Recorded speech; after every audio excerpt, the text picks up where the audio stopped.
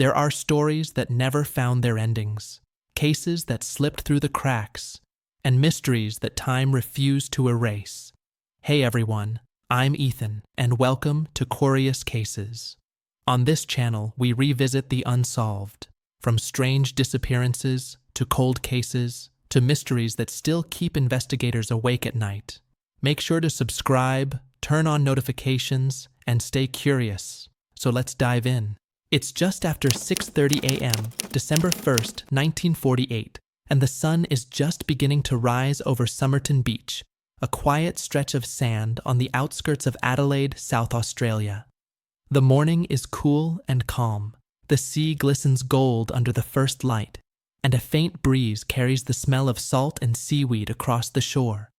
As the waves lap gently against the sand, a young couple, John Lyons and his wife, stroll along the edge of the beach. It's a walk they've taken many times before, but today, something unusual catches their eye. Up ahead, near the stone seawall, sits a man in a neat brown suit and polished shoes. His legs are stretched out in front of him, ankles crossed, his back propped against the rocks. From a distance, he looks peaceful, as if simply resting after a long night. But as the couple draw closer, something feels off. His head is tilted awkwardly to the side. Flies buzz faintly around his face, yet he doesn't move. The couple pause. For a moment, they wonder if he's just drunk, sleeping off a long night. But then they realize he isn't breathing. His skin is pale, waxen. When police arrive a short time later, they find no signs of a struggle, no obvious injuries. The man's clothes are immaculate, his suit pressed, his shoes polished to a shine, as though he'd dressed carefully for something important. Yet there's no wallet, no hat, unusual for 1948, and no form of identification anywhere on him. Even more strange, every label, every tag inside his clothes has been neatly cut out. No ID, no wallet, no clear cause of death. Just a well-dressed stranger, dead on the sand. That single discovery would go on to spark one of the most perplexing mysteries of the 20th century. A story of secret codes, vanished identities, and one haunting phrase found hidden in his pocket. This is the mystery of the Somerton Man. The man was dressed with meticulous care, a crisp white shirt, a perfectly knotted red and blue tie, and a brown double-breasted suit that looked freshly pressed despite the sea breeze. His shoes gleamed with polish, the soles barely worn. Whoever he was, he had taken time to look presentable, like a man expecting to meet someone important. But something was off. On closer inspection, investigators realized that every single clothing label had been cut out. The manufacturer tags, the size labels, even the small brand stitching that tailors often leave hidden inside the seams. It was as if someone had deliberately erased every trace of where his clothes had come from, or who he might have been. Even more curious, he wore no hat, which was highly unusual for a man in 1948 Australia. At the time, going out in public without one was almost unthinkable. It was the first of many subtle details that made detectives uneasy. Then came the contents of his pockets, each item meticulously catalogued by police. A train ticket to Henley Beach, unused. A bus ticket from the city, used earlier that evening. A half-empty pack of chewing gum. A small box of Bryant and May matches. A packet of Army Club cigarettes. But inside, instead of Army Club, were 7 Kensitas cigarettes, a more expensive brand, carefully placed inside the cheaper pack, and a small American-made metal comb. No wallet, no cash, no identification. Everything about him was ordinary, yet slightly wrong, as if someone had arranged the details to look normal but didn't quite know how to get it right. When police took his fingerprints and sent them to every major registry in Australia, and even to the US and UK, nothing matched. He wasn't a wanted man. He wasn't missing. He was no one. Detectives cross-checked reports of missing persons for weeks. Not a single description fit. This man had simply appeared. And then, inexplicably, he died. The autopsy only deepened the mystery. When the body of the unknown man was examined at the Royal Adelaide Hospital, the findings baffled everyone in the room. He appeared to be in excellent physical health, a man likely in his mid to late 40s, standing about 5 feet 11 inches tall, clean-shaven and well-groomed. His dark, neatly combed hair and athletic build suggested someone who took care of himself. But as the coroner, Dr. John Dwyer, examined the finer details, he began to notice oddities.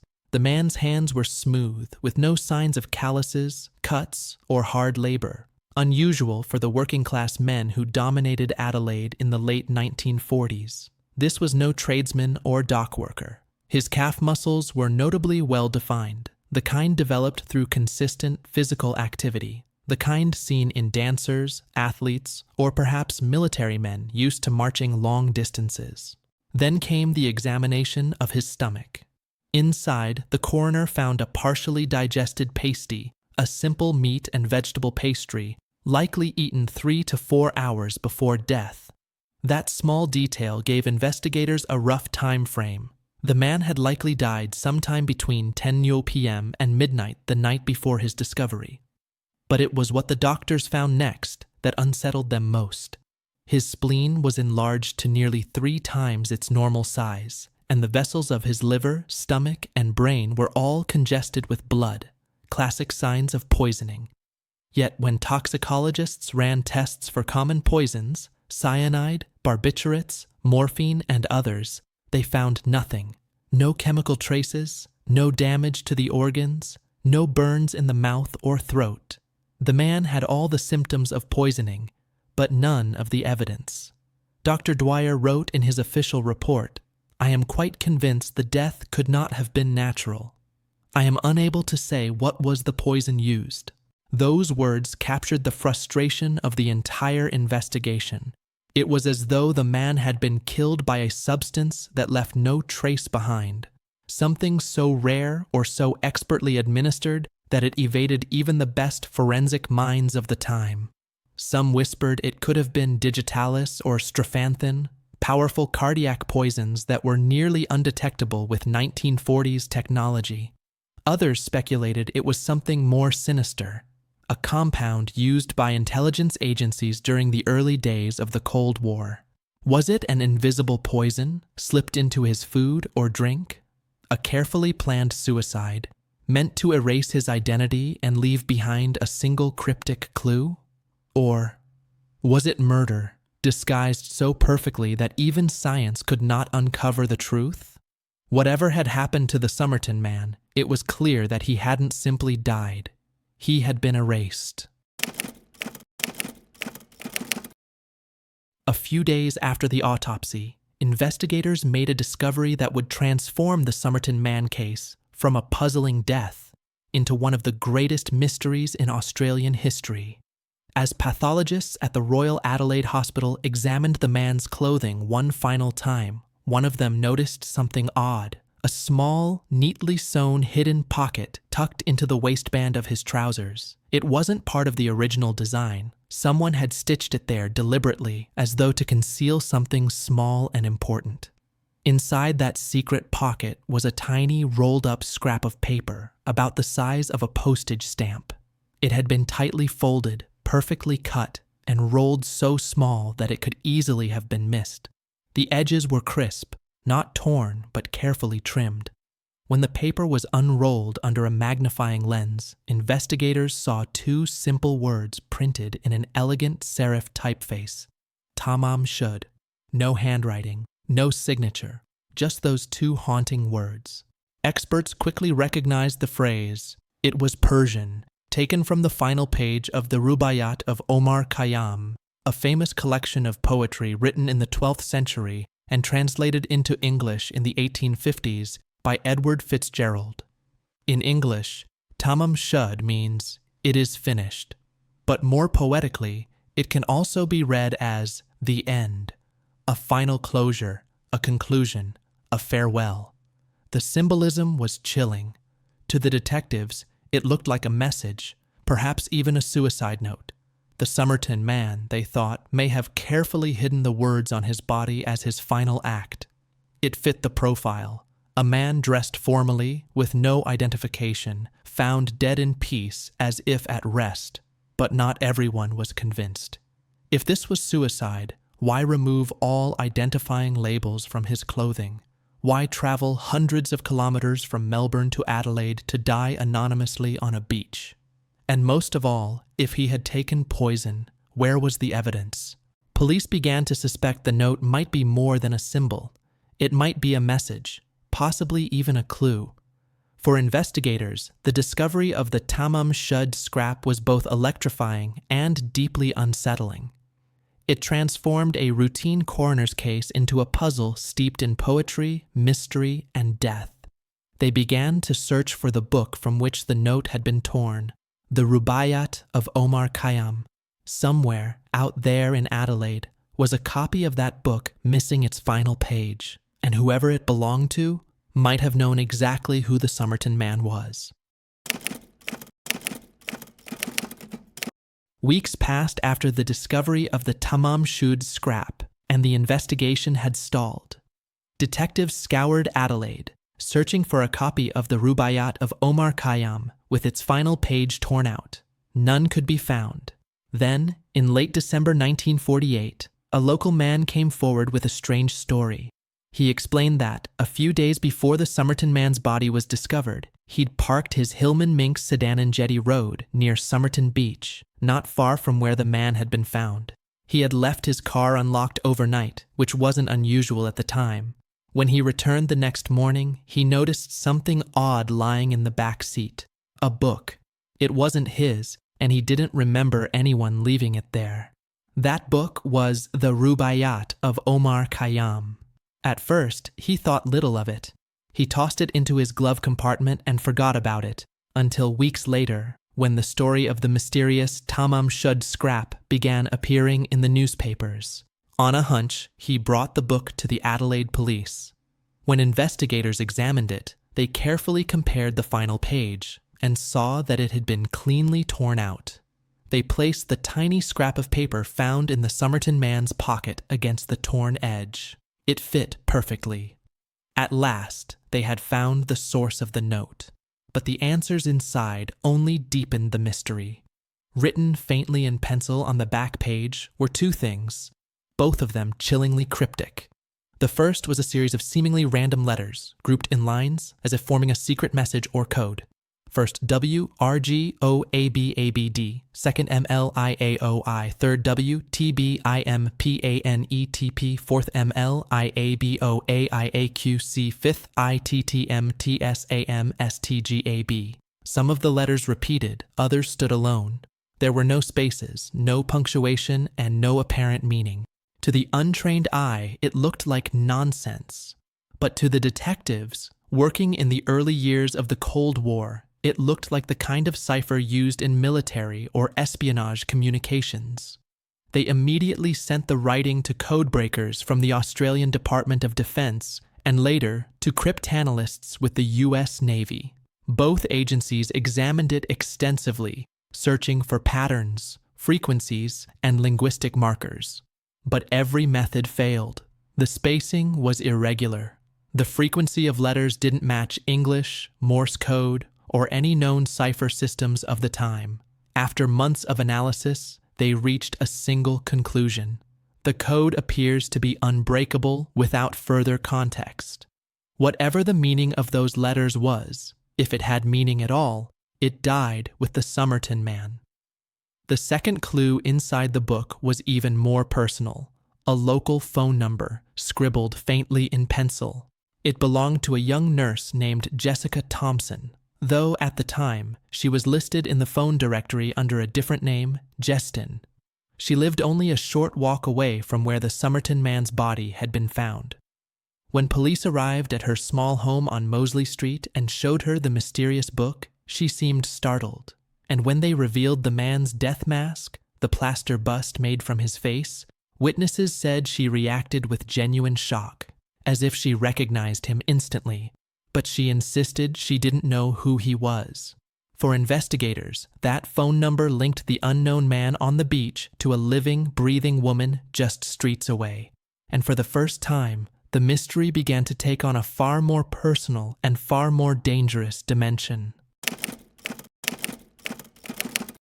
The phone number written inside the Rubaiyat led police to a quiet, tree-lined street in Glenelg, Mosley Street, just a few hundred meters from Somerton Beach.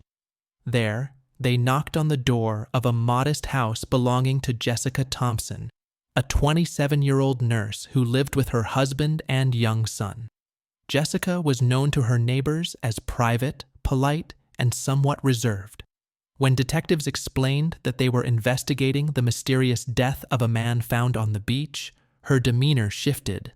Witnesses later described her as appearing tense, pale, and visibly anxious, though she tried to maintain her composure. When asked about the Rubaiyat of Omar Khayyam, Jessica hesitated before admitting something remarkable. She had once owned a copy of the book, and years earlier, during World War II, she'd given it as a gift to a man she'd known briefly, Alfred Boxall, a British-born soldier she met while working as a nurse in Sydney. That revelation electrified investigators. They thought they'd finally cracked the case. Perhaps the Somerton Man was Boxall. Perhaps the Tamám Shud note was his farewell. And Jessica was the connection that tied it all together. But when police tracked Boxall down in Sydney, they were stunned to find him alive and well, working as a bus driver at a government transport depot. He was very much alive, and in possession of the exact copy of the Rubaiyat that Jessica had given him, its final page still intact. The man on Somerton Beach was not Alfred Boxall. Police returned to Jessica Thompson to press for more answers. They brought with them a plaster cast of the Somerton Man's head and upper torso, a death mask made shortly after his autopsy. When she saw it, her reaction was immediate. A detective present that day later recalled, "She was completely taken aback. She seemed about to faint. Her lips trembled, her skin went pale. She turned away and refused to look again. When asked directly if she knew the man, she paused and quietly said no. But to the officers in the room, it didn't sound like the truth." Detective Sergeant Lionel Lean, one of the lead investigators, later hinted that Jessica's reaction was one of recognition, not surprise. He wrote in his report that she appeared to be deliberately evasive, as though protecting someone or something. Out of respect for her privacy, police agreed to keep her name out of the newspapers. For decades, she would be known publicly only as Jestin. Her link to the case raised more questions than it answered. If she didn't know the Somerton Man, why was her phone number in the very book from which his final note had been torn? Why had she reacted so strongly to his image? And why, years later, did she remain so silent, never once speaking publicly about the case, even as it became one of Australia's most famous unsolved mysteries? Investigators began to wonder, had Jessica Thompson known the Somerton Man personally? Was he a former lover, perhaps someone from her past who had tracked her down? Or was there something darker, something tied to the shadowy world of post-war intelligence, coded messages, and secret identities? The discovery of Jessica Thompson shifted the investigation from the realm of forensics to something far more human, a story of connection, secrecy, and emotion buried beneath layers of silence. But if the Somerton Man wasn't Alfred Boxall, then who, exactly, was he? And what had drawn him to Somerton Beach, to die alone, with only a cryptic note to mark his end? In the weeks and months that followed, police worked tirelessly to identify the man from Somerton Beach. Photographs of his face were printed in newspapers across Australia and even sent abroad, to Britain, the United States, and beyond. Fingerprints were circulated through Interpol. Dental records were compared against missing persons files. Yet not a single person came forward. No friend, no family member, no employer recognized him. He had simply appeared one night, dressed neatly and precisely, and vanished into death, leaving behind nothing but questions. As the investigation dragged on, the media gave him a name: the Unknown Man of Somerton Beach. The story captivated the nation. Newspapers ran daily headlines: "The Mystery Man of Adelaide. The Tamám Shud case deepens." Reporters speculated endlessly. Who was this stranger whose identity had been so carefully erased? Weeks turned to months, and with no leads, the police were forced to accept that no one was coming to claim the body. On June 14, 1949, more than 6 months after he had been found, the unknown man was laid to rest at Adelaide's West Terrace Cemetery. Only a small group attended: a few police officers, a pathologist, and a handful of reporters who had followed the case from the beginning. His coffin was simple, the service brief. A pastor read from the Bible, his voice echoing softly through the winter air. As the casket was lowered into the ground, a single white flower was placed on top, a gesture of compassion from Nurse Jessica Thompson, who, though she did not attend, had sent it anonymously through police. The headstone that marks his grave still reads, "Here lies the unknown man found at Somerton Beach, 1st December 1948. Even in death, he remained nameless. Detectives never stopped wondering who he was and why he had died in such strange circumstances. Theories began to multiply. Some believed the Somerton Man was a spy, possibly involved in the early days of Cold War espionage. The timing fit. 1948 marked the dawn of global tension between East and West, and just north of Adelaide lay Woomera, a top-secret weapons research facility where British and Australian scientists were testing guided missiles. Could he have been a courier or intelligence operative, carrying coded messages in his book, silenced before his mission was complete? Others suggested a more personal story, that the Somerton Man had been a lover, perhaps connected to Jessica Thompson, who had taken his own life after being rejected or abandoned. The note, "Tamám Shud, it is finished," seemed to echo that sentiment, a poetic farewell from a man with a broken heart. But there was no proof, no suicide note, no poison, no definitive link, only speculation. And so, year after year, the mystery endured. The man in the suit, the secret code, the hidden pocket, the Persian words, all became pieces of a puzzle that refused to fit together. The Somerton Man remained what he had always been, a ghost without a name, haunting Australia's history. Just when investigators thought the mystery of the Somerton Man had gone cold, an eerie new twist emerged, one that would link the unknown man to the living. Before the body was buried in June 1949, pathologist John Cleland ordered something unusual. He commissioned a plaster cast, a life-sized bust of the Somerton Man's head, neck, and upper torso.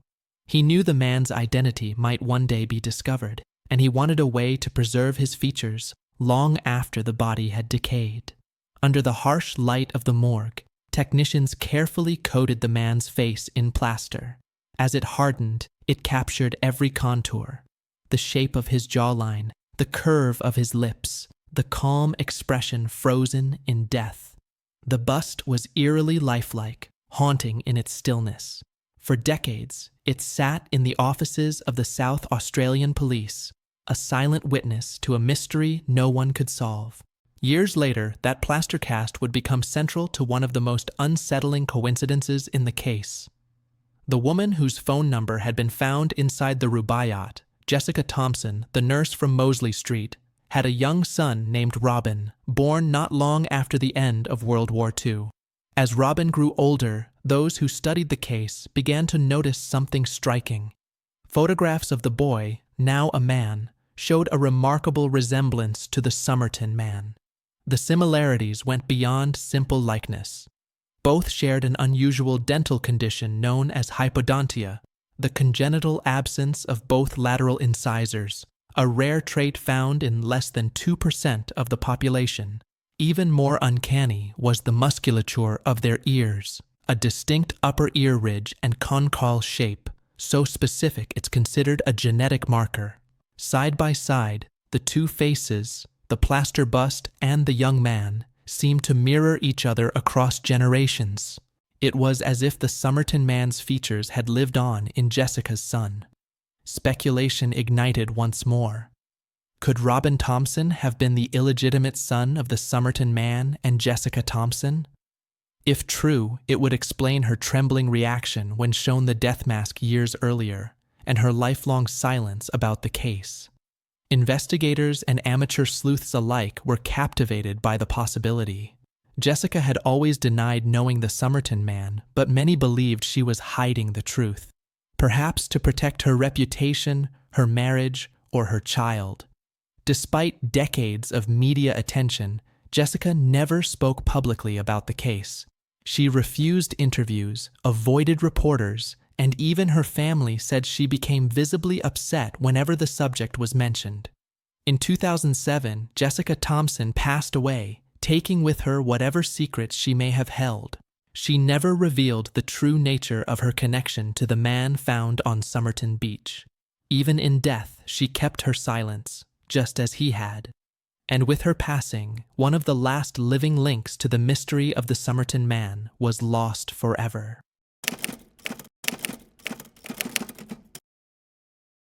For years, then decades, the mystery of the Somerton man refused to fade. The case haunted Australia like a ghost story whispered through generations. Detectives retired and new ones took their place, but none could make sense of the puzzle left behind on that cold December morning. The code found in the Rubaiyat remained unbroken.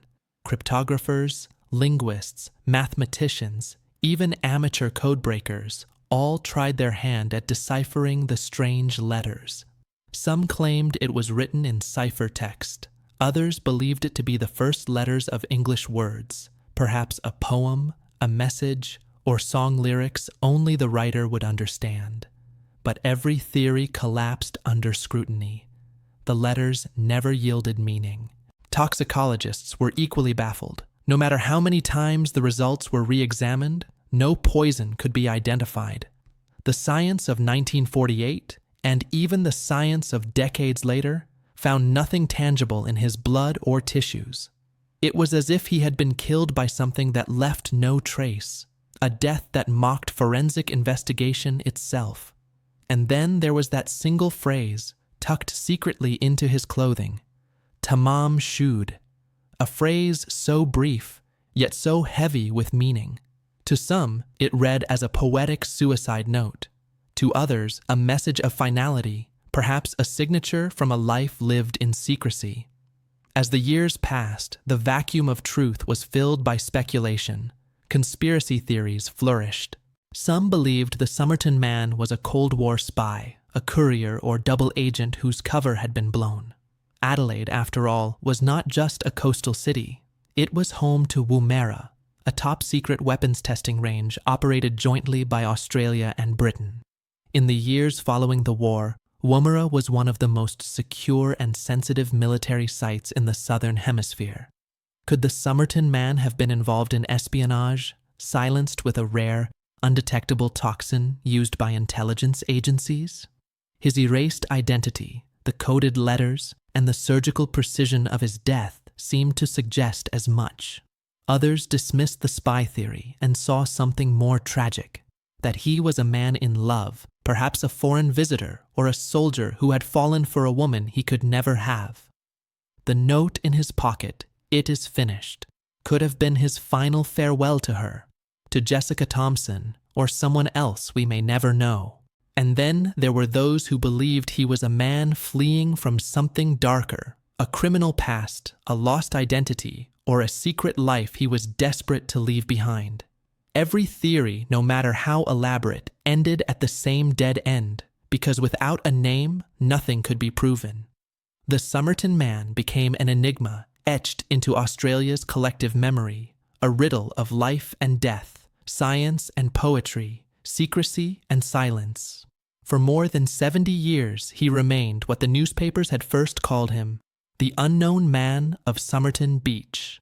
And for decades, the truth seemed destined to stay buried with him, sealed beneath that headstone that bore no name. For more than 7 decades, the Somerton Man remained a ghost, a mystery wrapped in a riddle, his identity buried under layers of speculation, conspiracy theories, and unanswered questions.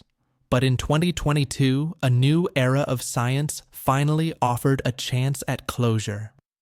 Forensic genealogy, a technique combining DNA analysis with family tree research, had advanced enough to tackle even the coldest cases. Using tiny strands of hair preserved for decades in the plaster bust made by pathologist John Cleland in 1949, researchers carefully extracted DNA. The process was delicate. The hairs were fragile, almost 75 years old, and every sample risked contamination. But modern laboratories, equipped with the latest genetic sequencing technology, succeeded where previous generations of forensic science had failed. Once the DNA profile was obtained, genealogists scoured public ancestry databases, comparing genetic markers to living relatives. It was painstaking, methodical work, tracing lines of descent through birth records, marriage certificates, and family trees. Then came the moment of revelation. The Somerton Man was finally identified. Carl Charles Webb, born in 1905 in Melbourne, Australia. Webb had been an electrical engineer and instrument maker, a man of precision, perhaps a mind drawn to details and puzzles, much like the mystery that surrounded his death. Records indicated that around the time of his disappearance, he had separated from his wife Dorothy, adding a personal, human dimension to the decades-long enigma. Genealogists traced living relatives who confirmed the familial link, cementing the truth. The man who had haunted investigators and fascinated the world for over 70 years finally had a name. For the first time since that December morning in 1948, the Somerton Man was no longer unknown. Carl Webb's story, once shrouded in mystery, became real. A man with a life, relationships, and struggles. Yet, even with his identity revealed, many questions remain. The circumstances of his death, the cryptic code, the connection to Jessica Thompson. The Somerton Man may now have a name, but the aura of mystery that surrounded him for over 70 years endures. But even with his identity finally revealed, the story of Carl Charles Webb remains far from solved. Questions that have haunted investigators for more than 70 years still linger. Why did Webb, a man from Melbourne, travel over 800 kilometers to Adelaide? Was it chance, necessity, or something more deliberate? What compelled him to journey to Somerton Beach, alone, far from family and familiar surroundings? And then there are the baffling details of his attire. Every label on his clothes had been painstakingly removed. His shoes were polished, his suit neat, yet his hat was missing, unusual for the era. Why go to such lengths to erase traces of identity, only to leave himself exposed and vulnerable? The greatest enigma of all remains his death. Toxicology reports, even with modern science, detected no known poison. No liver damage, no foaming at the mouth, no conventional signs of a lethal substance. How could a man die so suddenly, yet leave no traceable cause? Theories abound, each more tantalizing than the last. Some believe Webb was suicidal, leaving the Persian words, Tamám Shud, it is finished, as his final poetic farewell. Others suspect foul play, perhaps involving his estranged wife Dorothy or unknown associates from his life in Melbourne. And then there are those who cling to the idea that he was a spy, a man caught in a web of secrecy. The coded letters, the untraceable toxin, the hidden pocket sewn into his trousers, all suggest a life lived in shadows, a mission cut short, a truth deliberately obscured. Even now, with DNA confirming his identity, no one knows the full story. The man who walked silently onto Somerton Beach over 70 years ago remains a figure of intrigue, a puzzle that continues to resist explanation. For more than 70 years, the Somerton Man has symbolized the perfect mystery, a puzzle of identity, love, and death so intricate, it seemed almost designed to remain unsolved. Even now, after DNA finally revealed his name as Carl Charles Webb, the case refuses to release its grip on the imagination. It still whispers through the decades, carrying echoes of secrets never spoken, lies never uncovered, and the unknowable complexities of a stranger's life. From the carefully removed labels in his clothing, to the cryptic code tucked in a worn copy of the Rubaiyat, to the unanswered questions about his journey, his death, and his connections. Each clue hints at a life lived quietly, perhaps tragically, and shrouded in mystery. And at the center of it all remains his final enigmatic message, discovered in that tiny rolled-up scrap of paper sewn into a secret pocket. Tamám Shud. A phrase so simple, yet so haunting. It means, it is finished. A farewell, a punctuation mark on a life, a story, and a mystery that has captivated the world for generations. Even in our age of DNA and digital records, the Somerton Man reminds us that some secrets, some stories, may never be fully known, that some mysteries endure forever. So, what do you think really happened to the Somerton Man? Was Carl Webb a secret spy, entangled in a web of post-war espionage? Or was he a heartbroken lover, carrying a private grief to the lonely shores of Somerton Beach?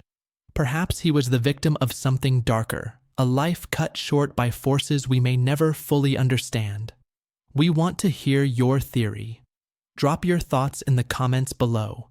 No idea is too wild, and every perspective keeps the conversation alive. If you're captivated by real-life mysteries, unsolved cases, and stories that blur the line between fact and legend, make sure to like this video, subscribe to the channel, and hit the bell icon. That way, you'll never miss another tale of intrigue, a case that continues to puzzle the world, just like the Somerton Man.